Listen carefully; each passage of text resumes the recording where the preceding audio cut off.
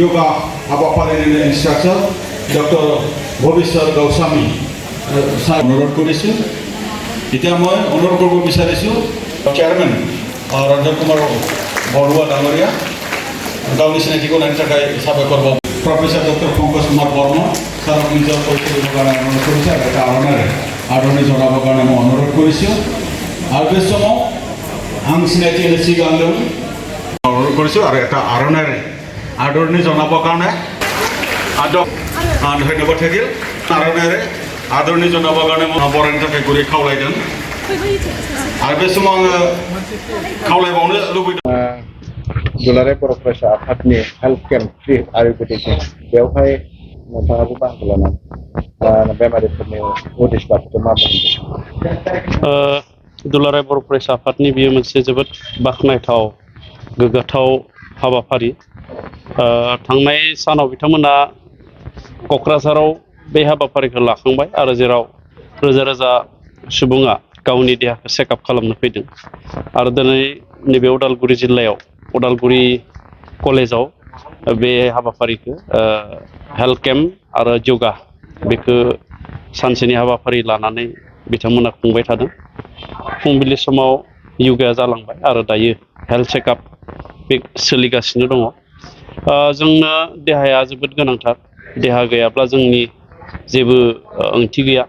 धोन दौलत थायोब्लाबो गावनि देहाया जुदि नोरजियाब्ला बिनि जिउआव माब्लाबाबो गोजोन फैया। आरो बिसेसकै जोङो नुदों जोंनि गाहायै बर' सुबुंफ्रा गावनि देहाखौ थाब जोथोन लाया एबा नांगौ बायदि समाव मेडिकेलाव एबा हस्पिटालाव थाङालासेनो साखाथियावनो मोनलाबायनाय फार्मासिफ्राव मोनलाबायनाय मुलिखौ जानानै थाबाय थायो। नाथाय लास्टहालागै बा जोबथायावलागै गावनि देहाया गोबां जेंनायाव गोग्लैयो। दा बेखायनो बेबायदि मोनसे हेल्थ चेकआप माने हाबाफारि एबा देहा एबा सावस्रि जोथोन हाबाफारि लानाया मोनसे गोग्गाथाव आरो गोजोनथाव जादों। बेनि गेजेरजों जोंनि रायजो राजाफ्रा सांग्रांथि जाबाय। आरो मोनसे हाबाफारि बिथांमोना बे हाबाफारिजों लाफाबावदों बे जाबाय बिसेसकै जानाय लोंनायनि माखासे एवारनेस। जोंनि गेजेराव जानाय लोंनायनि एवारनेसबो गैया। बे हाबाफारिखौबो लाफादों। आं सानदों बे हाबाफारिखौ खुंबाय थायोब्ला जोंनि गेजेराव मोनसे गावनि देहाखौ गोग्गो लाखिनांगौ आरो जोङो बेराम आजार जायोब्ला मेडिकेलाव ट्रिटमेन्ट लाहैनांगौ, टेस्ट खालामहैनांगौ, बे फारसे सांग्रांथि जागोन होननानै आं सानो। बिटिसि सरकारनिफ्राय बे मोनसे हाबाफारि खुंनायाव बेसेबां मदद? बिटिआर सरकारनिफ्राय मदद दङ। आरो बिटिआर सरकाराबो जोंहा मोनफ्रोमबो बिटिआरनि समस्थियाव मोनसे हेल्थ केम्प जोंहा दङ। 40टा समस्थिनि 40टा हेल्थ केम्प बेखौ गोबां समस्थियाव खुंबाय। आंबो आंनि भेरगाव समस्थियाव बेखौ खुंलांबाय। आरो बिटिआर सरकारनिफ्राय बेबायदि मोजां हाबाफारियाव अरायसम मददथिया थागोन।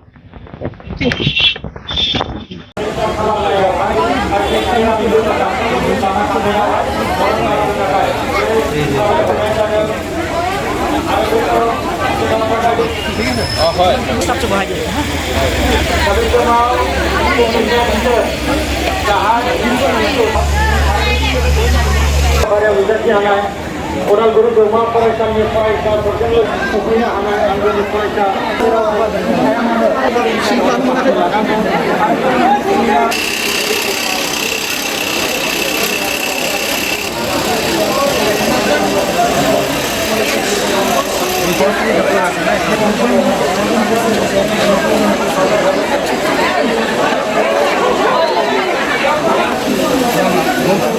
बानजायनायाव आरो गुवाहाटी गभ आयुर्वेदिक कलेज बिटिआर सरकार बे मोनथाम आफादनि बानजायनायाव दुलाराय बर'प्रेस आफादनि दैदेननायाव मेगा फ्रि हेल्थ चेकआप बेयो जाबाय थादों। इतिमध्य क'क्राझाराव जालांबाय आरो दिनै नैबे उदालगुरि कलेजाव बे हाबाफारिया जानो थांगासिनो दोङो। आरो बे हाबाफारियाव आं बिटिआर सरकारनि जानानै बेवहाय बाहागो लाफैदों। जिखिनि बेवहाय आयुर्वेदिक गभ कलेजनिफ्राय आरो नैबे उदालगुरि जिल्ला सिभिल हस्पिटालानो होन बा उदालगुरि जिल्लानि जिखिनि सावस्रिजों साखाथियाव फरायसाफोर दंबा सिगाङाव हाबफैनो थाखाय खावलायदों। माखासे माने डक्टरफोरा दान्दिसे उनाव एवेरनेस प्रग्रामा स्टार्ट जासिगोन। दा बेखायनो फरायसाफोरखौ जिखिनि सिगाङाव फैनो थाखाय खावलायदों सुबुंफोर दङ बे सांग्रां सुबुंफोरा गावबा गावनि देहाखौ मोजाङै जोथोन लाग्रा बा लानो थाखाय बेवहाय माखासे माने बिथोन लानो थाखाय बेवहाय फैदों आरो बेनि अनगायैबो माने हेल्थ चेकआपनि अनगायैबो बेवहाय माखासे काउन्सिलिं प्रग्रामखौ दुलाराय बर' फरायसा आफादा लाखिदों दे माबायदिहाय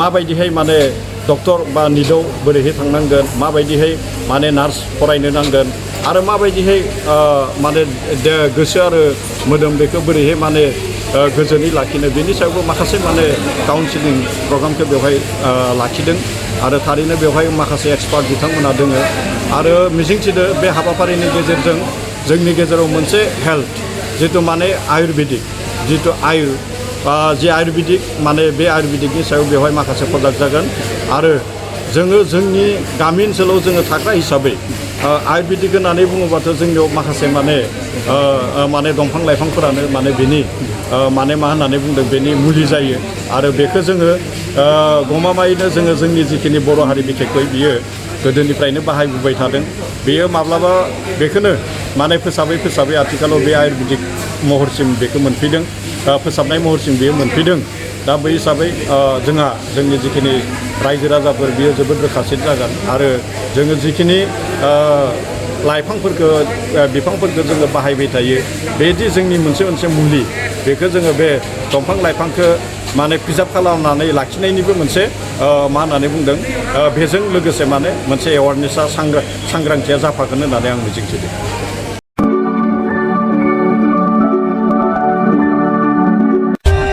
For more updates, subscribe to our channel, click the show links and enjoy watching the videos.